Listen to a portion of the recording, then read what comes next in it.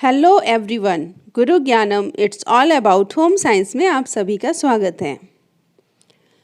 जब भी हम किसी व्यक्ति से पहली बार मिलते हैं तो उसकी शारीरिक आकृति, बोलचाल के ढंग तथा व्यवहार आदि की अपेक्षा हम सबसे पहले क्या देखते हैं? उसके पहनावे को। जो उसका पहला इम्पैक्ट हमारे ऊपर पड़ता है वो उसके पहनावे से पड़ता है। तो चलिए, आज का चैप्टर हमारा इसी पहनावे से जुड़ा हुआ है, जो कि है हमारे परिधान। ये वीडियो इस चैप्टर आवर अपैरल हमारे परिधान का पार्ट 1 है। इस चैप्टर को पढ़ने के बाद आप कपड़ों के कार्यों के बारे में, कपड़ों का चयन को कौन कौन से कारक प्रभावित करते हैं उनको जान पाएंगे। बच्चों की सामान्य कपड़ों की ज़रूरतें क्या क्या हैं उनको जान पाएंगे। विभिन्न आयु वर्ग के बच्चों की विशेषताओं और कपड़ों की आवश्यकताओं को पहचान पाएंगे और विशेष ज़रूरत के बच्चों की कपड़ों संबंधी क्या ज़रूरतें होती हैं उनको समझ पाएंगे। क्लियर? तो चलिए स्टार्ट करते हैं। कपड़े, क्लोथिंग। प्राचीन काल से ही वस्त्र हमारी मूल आवश्यकता रहा है, नहीं? क्योंकि हम विभिन्न कारणों से वस्त्रों को पहनते हैं। आदिकाल में मानव अपने तन को ढकने के लिए घास, पत्ते, पेड़ों की छाल, जानवरों की खाल इनका प्रयोग करते थे और जैसे जैसे सभ्यता का विकास हुआ उसके साथ साथ प्राकृतिक रेशों से तैयार कपड़े पहनने लगे लोग, उसको बनाने की कला भी सीख ली। और आधुनिक समय में अगर आज की बात की जाए तो वस्त्र केवल प्राकृतिक परिवर्तनों से बचने के लिए या सिर्फ शरीर ढकने के लिए ही नहीं पहने जाते हैं, बल्कि हमारे व्यक्तित्व में निखार लाने के लिए और किसी विशेष वर्ग को दर्शाने के लिए भी पहने जाते हैं। तो कपड़े, चाहे वो कपड़े परिधान के रूप में हो, पोशाक के रूप में भी हम इनको जान सकते हैं। ये शरीर पर पहने जाने वाला ऐसा आइटम है जो ठंड, गर्म परिस्थितियों के अगेंस्ट हमें बचा सकता है और बहुत सारे संक्रामक और विषाक्त रोग बीमारियों से हमें दूर रखता है और एक स्वच्छता और एक सभ्यता प्रदान करता है। कपड़े हमारी अल्ट्रावायलेट यानी कि पराबैंगनी विकिरण से भी सुरक्षा करते हैं। तो टोटलिटी में देखा जाए तो वस्त्र व्यक्ति की सामाजिक प्रतिष्ठा और उसकी अभिरुचियों के बारे में बताते हैं। वस्त्र हमारे लिए कई शारीरिक, मानसिक और सामाजिक कार्य भी करते हैं, जो हमारे व्यक्तित्व के लिए बहुत ही महत्वपूर्ण होता है। आज के समय में हम अच्छे रंग रूप के महत्व को जानते हैं और अपने पहने जाने वाले वस्त्रों के वास्तविक महत्व का मूल्यांकन करने के लिए हमें ये जानना ज़रूरी है कि जो हम कपड़े पहनते हैं उसके बारे में हम क्या सोचते हैं। तो इसके लिए हमें ये जानना ज़रूरी है कि वस्त्रों के कार्य क्या हैं, कपड़ों के कार्य क्या हैं और कपड़े का या वस्त्रों का चयन कैसे करते हैं। वस्त्रों के कार्य, उन्हें धारण करने के कारण, वस्त्र क्योंकि हम पहनते हैं तो उनके क्या क्या कार्य हैं। हम जो भी वस्त्र पहनते हैं वो किसी न किसी कारण या उद्देश्य से ही पहनते हैं, जैसे कभी मौसम से बचने के लिए, कभी विशेष अवसर पर पहनने के लिए, व्यवसाय के लिए या कोई भी और एक्टिविटी करने के लिए। संस्कृति, रीति रिवाज इनके अनुसार हम वस्त्र को पहनते हैं। तो मुख्य क्या क्या कारण है, आइए उन पे एक नज़र डालते हैं। सबसे पहला कारण है मॉडेस्टी यानी कि नम्रता के लिए, विमर्यादा के लिए, शालीनता के लिए। कपड़े पहनने का सबसे मुख्य कारण है कि हम सभ्य समाज में प्रत्येक व्यक्ति अपने आप को शालीन दिखाना चाहता है, जिससे वो उसके लिए कपड़े पहनना बहुत ज़रूरी है, अनिवार्य है। यानी वस्त्र धारण करने का जो मुख्य कारण है वो क्या है? शालीनता है।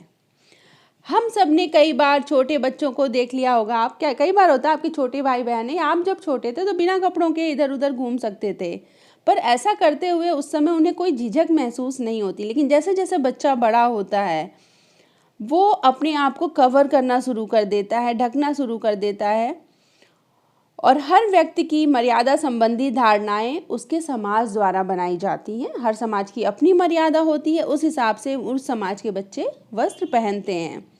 प्रत्येक समाज में शालीनता संबंधी मानक अलग अलग होते हैं, यानी कि एक समाज में जिसे शालीनता समझा जाता है, हो सकता है दूसरे समाज में उसे शालीनता नहीं समझा जाता हो।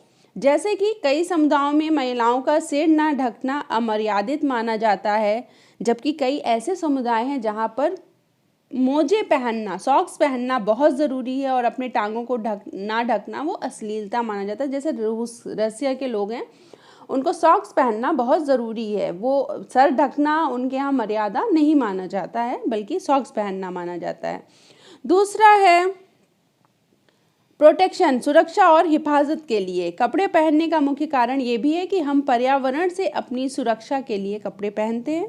जैसे मौसम की बहुत सारी कठोर स्थितियाँ होती, जैसे बहुत सर्दी पड़ती है, धूल, मिट्टी, कभी बहुत गर्मी पड़ती है, तो हम उसके हिसाब से कपड़े पहनते हैं। गर्मी के मौसम में हम हल्के सूती कपड़े पहनते हैं और सर्दी के मौसम में बचाव के लिए हम वूलन ऊनी वस्त्रों का प्रयोग करते हैं। तो वस्त्रों द्वारा हिफाजत होती है, हमारी सुरक्षा होती है, और कपड़े हमें शारीरिक क्षति से भी पहुंचाते हैं। जैसे जो अग्निशमन के कर्मचारी होते हैं, उनके कपड़े उनको आग से बचाते हैं, धुएं से बचाते हैं, पानी से सुरक्षा के लिए अलग अलग काम के लिए अलग अलग प्रकार की पोशाकें बनाई जाती हैं। जो खिलाड़ी होते हैं फुटबॉल, हॉकी और क्रिकेट, उनके लिए ऐसे कपड़ों की ज़रूरत होती है जो उनकी सुरक्षा के लिए विशेष रूप से तैयार हों, क्योंकि वो गिरते हैं, दौड़ते हैं। और जैसे उनके लिए देखा होगा आपने, क्रिकेट तो बहुत प्रिय है हमारे देश में, आपने देखा होगा आर्म गार्ड लगा के रखते हैं अपने आर्म पे, लेग गार्ड पैरों पे लगा के रखते हैं, रिस्ट बैंड लगा के रखते हैं। वो एरिया जो कांटेक्ट में आता है जब हम फर्श पे गिरते हैं, उनको सुरक्षा करने के लिए उनके गार्ड्स बनाए हुए गए होते हैं, वो सेफ्टी के लिए, तो इससे उनको सुरक्षा प्रदान होती है। तीसरा है फॉर स्टेटस एंड प्रेस्टीज, यानी कि सामाजिक स्थिति या स्तर और प्रतिष्ठा के लिए कपड़े हमारी प्रतिष्ठा के भी प्रतीक होते हैं। नहीं, क्योंकि कपड़ों से हम ये अंदाजा लगाते हैं कि उस व्यक्ति की आर्थिक स्थिति कैसी होगी। जैसे पहले समय में क्या होता था, राजा और दरबारियों के कपड़े आम जनता द्वारा पहने जाने वाले कपड़ों से बिल्कुल अलग होते थे। तो जो दरबार के लोग होते थे और जो राजा होते थे, उनमें बहुत ही फर्क होता था। तो उस तरीके से स्टेटस का हिसाब लगाया जा सकता था। हर व्यक्ति की स्वयं की पहचान निर्माण में अपनी सामाजिक स्थिति और प्रतिष्ठा का बहुत महत्व होता है। जो शालीन और अच्छे वस्त्र धारण करने वाले व्यक्ति होते हैं, उनकी प्रतिष्ठा बढ़ी हुई होती है, जो बहुत अच्छे से ड्रेसअप होते हैं, और वो उनकी पहचान बनती है जो ज़्यादातर पॉजिटिव, सकारात्मक रूप से लोगों को प्रभावित करती है। धार्मिक त्योहारों पर, पारिवारिक कार्यक्रमों पे जो हम वस्त्र पहनते हैं, वो हमारी सामाजिक स्थिति के अनुकूल होती है कि हमारा सामाजिक स्तर कैसा है। आजकल लोगों की बेहतर होती आर्थिक स्थिति और नए नए फैशन बाज़ार में उचित दामों पर उपलब्ध हैं। कई बार इमिटेशन, नकल किए हुए कपड़े भी बिल्कुल उपलब्ध होते हैं, कम रेट में उपलब्ध होते हैं। तो इसके अतिरिक्त एक प्रकार के कपड़े, jeans, T shirt, salwar kurta, ये सभी आयु और वर्ग के लोग और सभी आर्थिक स्थिति के लोग खरीद सकते हैं। तो हम कह सकते हैं कि वस्त्र समाज के विभिन्न लोगों को समान स्तर पर लाने का कार्य कर रहा है, जो कि सामाजिक एकता में, सामाजिक समानता की दिशा का एक बहुत बड़ा कदम है। अगला कारण है अलंकरण के लिए, श्रृंगार के लिए। कपड़े इसलिए भी पहने जाते हैं ताकि हम बहुत अच्छे दिखें। कई बार हम कपड़े पहन के बहुत अच्छे लगते हैं और हम पहनते हैं इसीलिए कि इस कपड़े पे हम बहुत सुंदर लग रहे हैं। और आकर्षक वस्त्र किसी भी समूह में हमारी उपस्थिति को और बढ़ाता है। जब हम ऐसे कपड़े पहनते हैं तो लोग हमें और ज़्यादा ध्यान से देखते हैं और हमारी सराहना करते हैं। तो हर व्यक्ति, चाहे वो किसी भी समाज या आर्थिक वर्ग का हो, वो चाहता है कि वो हमेशा अच्छा दिखे और इसके लिए वो सजा सवरा रहता है, श्रृंगार करता है। फैशन इसमें बहुत बड़ा रूप निभाता है, जैसे कान छिदवाना, नेल पेंट लगाना, टैटूज़ का आजकल फैशन है, अलग अलग तरीक़ों का बाल बनाना है, या शारीरिक सज्जा के बहुत से ऐसे रूप हैं जो आजकल बहुत प्रचलित हैं।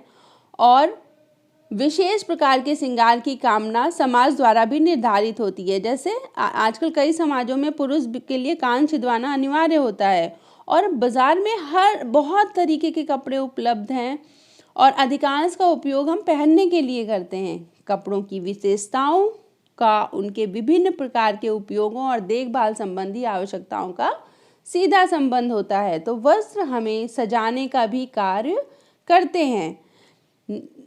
आखिरी कार्य है वस्त्र का आत्म अभिव्यक्ति।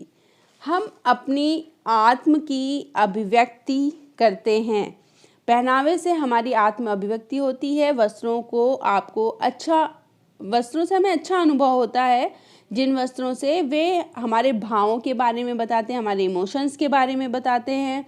कुछ किशोरों को अपने मित्रों में अपनी प्रतिष्ठा बनाने के लिए कुछ महंगे वस्त्र और नए कपड़े जो फैशन में उनको पहनना अच्छा लगता है। कुछ परिधान किसी व्यक्ति समूह के प्रति आपकी विद्रोह भावना को दर्शाते हैं। जैसे कई बार किशोर ऐसे वस्त्र पहनते हैं जिनका घर के लोग उस वस्त्र को पहनने से मना करते हैं, तो वो विद्रोह के रूप में पहनते हैं। तो ये सारे हो गए कपड़ों के कार्य और कपड़ों का चयन। अब भारत में वस्त्रों के चयन को कौन कौन से कारक प्रभावित करते हैं? जब हम वस्त्र लेने जाते हैं तो ऐसे कौन कौन से कारक हैं जो वस्त्रों के चयन को प्रभावित करते हैं? सबसे पहला कारक है आयु। जिस व्यक्ति के लिए कपड़ों का चयन करना है उसकी आयु तथा अवस्था का ध्यान रखना बहुत ज़रूरी है। जैसे छोटे बच्चे जो नवजात बच्चे हैं उनके लिए अगर कपड़े ले रहे हैं तो उनकी अवस्था का ध्यान रखना है। उनके लिए मुलायम कपड़ा लेंगे, जो जल्दी सूख जाएं ऐसे कपड़े लेंगे। और माता पिता या परिवार के बड़े बुजुर्ग ही बच्चों के कपड़ों के संबंध में यहाँ पर हर घर में निर्णय लेते हैं। तो इसलिए जब छोटे बच्चों के कपड़े चयन करते हैं तो बहुत ध्यान रखना ज़रूरी है कि वयस्कों की संतुष्टि मात्र सजाए जाने वाले गुड्डे गुड़िया नहीं होते हैं बच्चे। तो उन्हें ऐसा कपड़ा लें कि जो उनके विकास में बाधा ना बने, उनका सही रूप से विकास हो और वो अपने क्रियाकलापों को आराम से कर पाएँ। जैसे जैसे बच्चे बड़े होते हैं परिवार के बाहर के लोग से भी उनका संपर्क बनता है, तो वो दूसरे लोग जो कपड़े पहनते हैं, दूसरे लोग उनके वो कपड़े में कैसे दिखते हैं, इसके प्रति बच्चे सजग हो जाते हैं। वो अपने कपड़ों के लिए कॉन्शियस हो जाते हैं कि मैं इस कपड़े में अच्छा लगता हूँ या ये कपड़ा फैशन में है। जब बच्चा मध्य बाल्यावस्था में आता है तो अपने फ्रेंड्स के जैसे कपड़े पहनना चाहता है और इस उम्र में साथ का बहुत महत्व होता है। वेशभूषा जो उनकी होती है और परिधान वो बढ़ते बच्चे से संबंधित स्वीकृति होने की भावना का सृजन करने में महत्वपूर्ण भूमिका निभाते हैं। और जैसे जैसे बच्चे और बड़े होते जाते हैं उनके पहनावे का रूप भी बदल जाता है और धीरे धीरे लड़के और लड़कियों के पहनावे में भी काफ़ी अंतर आ जाता है। और जब किशोरावस्था का दौर आता है, इस समय तीव्र गति से शारीरिक परिवर्तन होते हैं, तो किशोर किशोरियों के पहनावे में बहुत डिफरेंस आ जाता है। जैसे किशोर अपनी सांस्कृतिक सामाजिक मान्यताओं और समकालीन प्रवृत्तियों से परिचित होने लगते हैं, वैसे उनके कपड़ों के चयन में भी परिवर्तन आ जाता है। और अधिकतर किशोर ये मानते हैं कि जो उनके फ्रेंड्स हैं या आसपास का जो सामाजिक समूह है उनकी लोकप्रियता काफ़ी हद तक उनके रंग रूप पर, उनके कपड़ों पर ही निर्भर करती है, तो उन्हें उचित कपड़ों का चुनाव करना अच्छा लगता है। तो इस तरीके से उम्र प्रभावित करती है। दूसरा कारक है जलवायु एवं मौसम। हर कपड़े पहनने का एक मुख्य उद्देश्य होता है पर्यावरण और मौसम से शरीर को बचाना। तो बहुत तरीके के कपड़े होते हैं। कुछ कपड़े ऐसे होते हैं जो साल भर में सिर्फ 3-4 महीने के लिए पहने जाते हैं, जैसे सर्दियों में निकलने वाले कपड़े। इसलिए ऐसे कपड़ों को खरीदते समय उनकी कीमत और मात्रा पर भली भांति विचार कर लेना चाहिए। ऐसे कपड़े ज़रूरत से बहुत ज़्यादा लेने से कोई फ़ायदा नहीं होता है, क्योंकि आपको बस उसको 3 से 4 महीने इस्तेमाल करने के बाद उनको फिर रख देना है और उनका रख रखाव भी करना है। कपड़ों के चयन के दौरान बच्चों की वृद्धि का भी ध्यान रखना बहुत ज़रूरी है।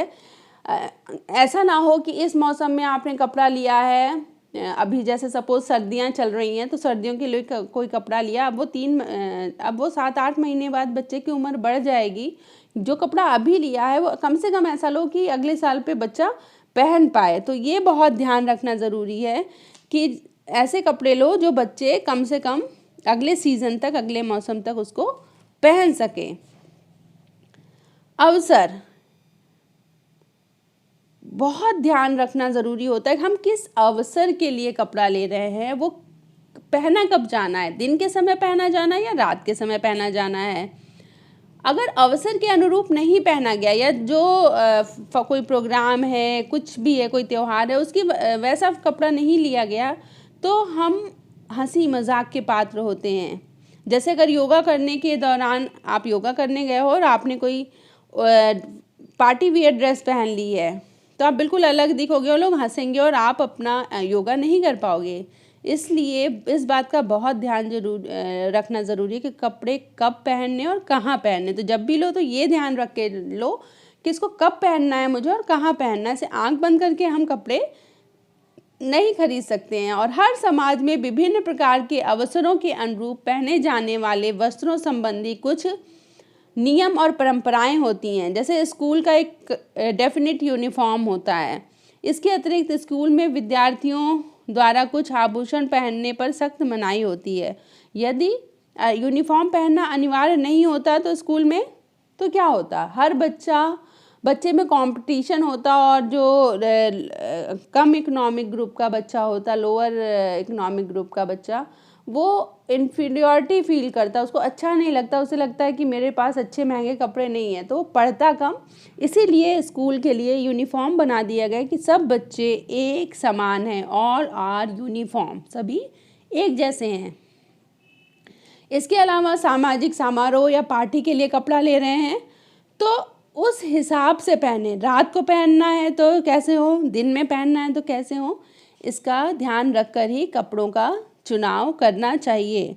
साथ ही साथ अपनी धार्मिक मान्यताएं, रीति रिवाजों का भी ध्यान रख के कपड़े खरीदने चाहिए क्योंकि वो हमारे चयन को प्रभावित करते हैं। अपनी शालीनता, मर्यादा और सुरक्षा, इसका भी ध्यान रखना बहुत ज़रूरी है। इसके बाद आता है फैशन।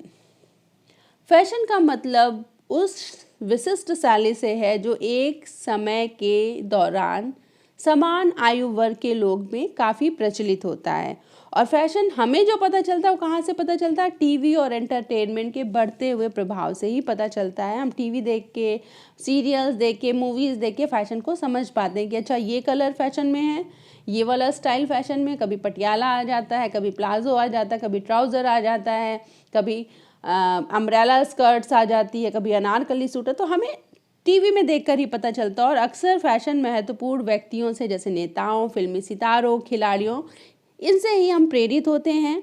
फैशन कपड़े के किस्म, कपड़ा किस किस्म का है, सिल्क का फैशन में, सूती है, लिनन है, रंग, कपड़े के डिज़ाइन, आकृति, परिधान की सिलाई या उपसाधनों जैसे कि स्कार्फ, बैग, बैज, बेल्ट, इसके रूप में परिलक्षित होता है। यानी फैशन कलर का भी फैशन हो सकता है। कभी रेड कलर इन होता है, हम कहते हैं, अब हमारी कॉमन लैंग्वेज होती, आजकल तो रेड कलर इन है, आज अब तो ग्रीन कलर इन हो गया। तो मीन्स कलर्स भी फैशन में होता है। तो हमें फैशन का ध्यान रखना है। कुछ फैशन ऐसे होते हैं जो विशेषता को, किसी परिधान की विशेषता को बहुत उजागर करते हैं और किसी समाज के विशिष्ट वर्ग या क्षेत्र को प्रभावित करते हैं, पर ऐसे फैशन ज़्यादा समय तक नहीं चलते हैं। फैशन इस प्रकार के का रूप जो किसी विशिष्ट वर्ग को ही प्रभावित करते हैं और विशिष्ट वर्ग के लोग ही पहनते हैं, उनको हम फैड्स कहते हैं।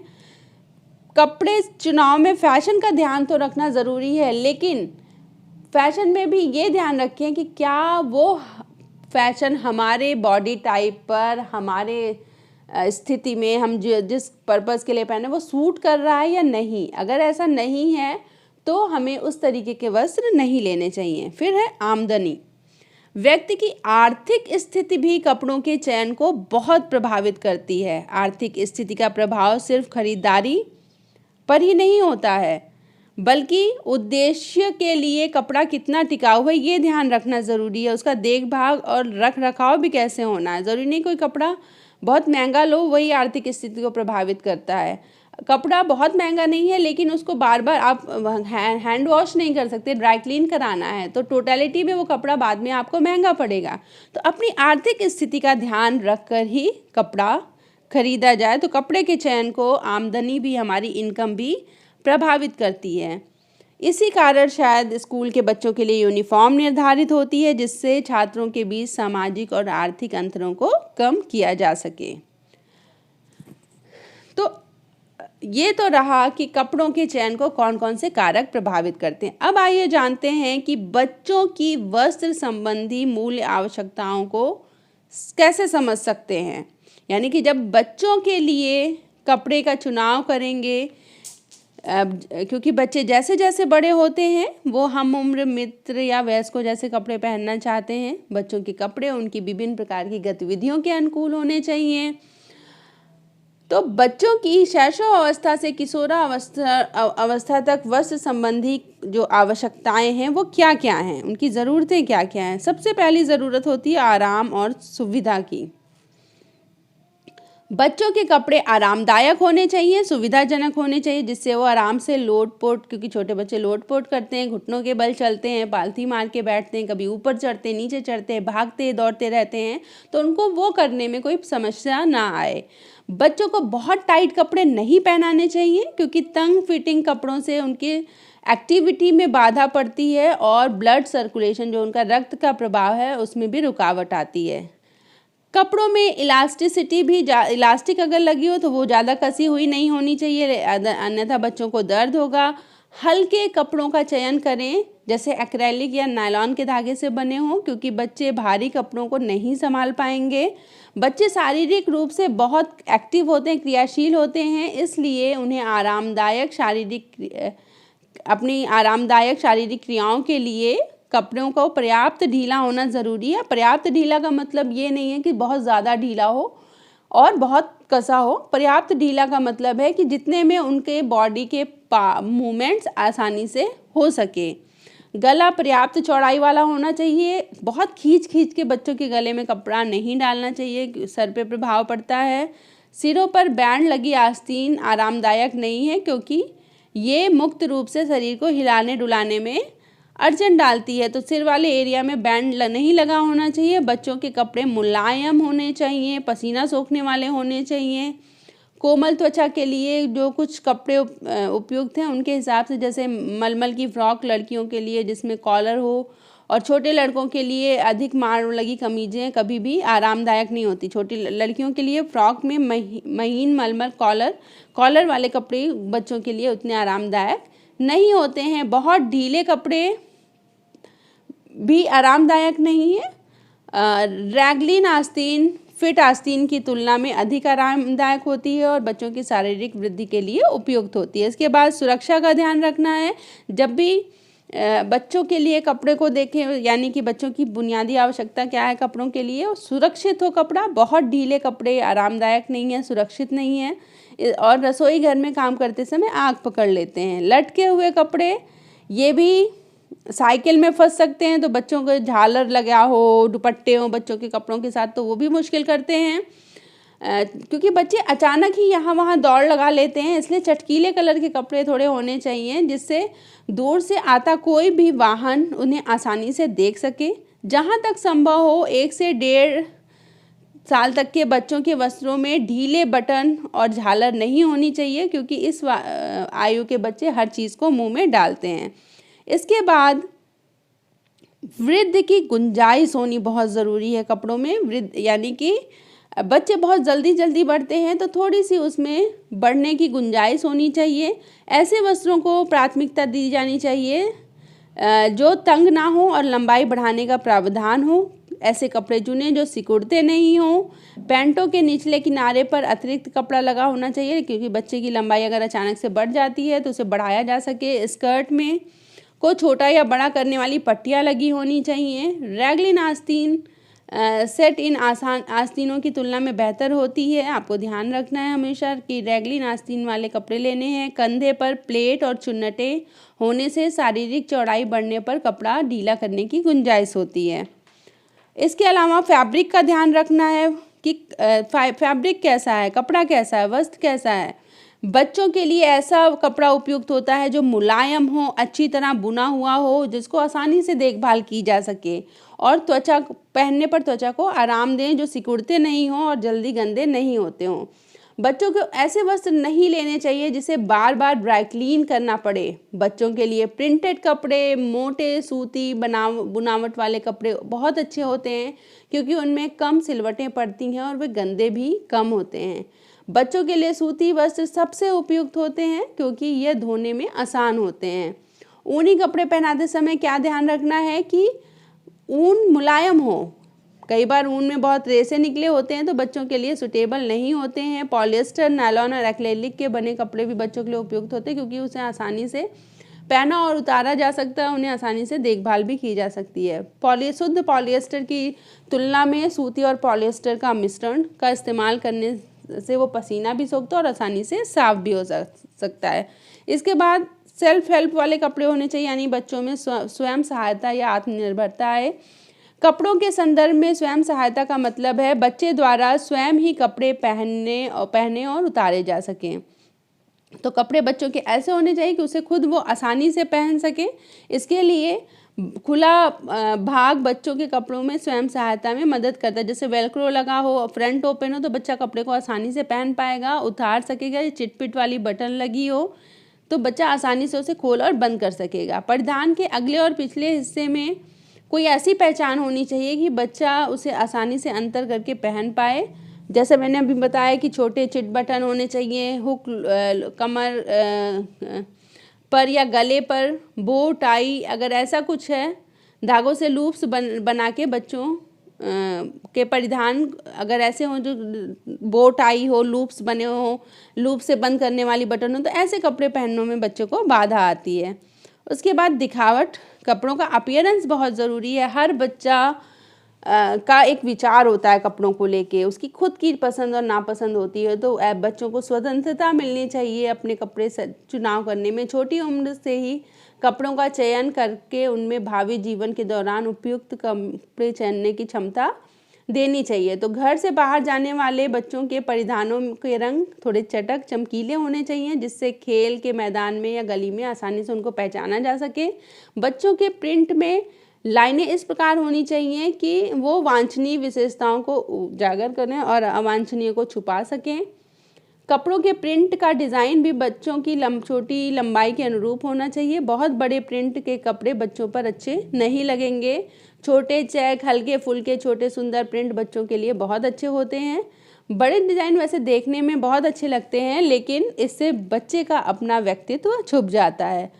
और एक और चीज़ का बहुत ध्यान रखना ज़रूरी है कि वस्त्र ऐसे चुने जिनको आसानी से आप केयर कर सकें, आसानी से उनकी देखभाल कर सकें, क्योंकि बच्चे उन कपड़ों में ज़्यादा अच्छा महसूस करते हैं जिनको उन्हें डर ही नहीं होता है कि गंदे हो जाएंगे। नहीं तो बच्चा ये इसी चिंता में एक्टिविटी आदि नहीं करता कि मेरे कपड़े गंदे हो जाएंगे। माँ भी बच्चों को ऐसे ही कपड़े पहनाना पसंद करती हैं जिससे वो आसानी से धुल सकें या जल्दी वो गंदा ना हो। दोहरी सिलाई के कपड़े बच्चों के लिए लेने चाहिए जो अधिक समय तक चलते हैं। और घुटने, जेब के कोनों और कोहनियों पर खिंचाव वाले हिस्सों में अतिरिक्त मजबूत बनाया जा सके कपड़े ऐसे होने चाहिए, क्योंकि वो बच्चों का वो वाला एरिया ज़मीन या दीवारों से ज़्यादा रगड़ता है।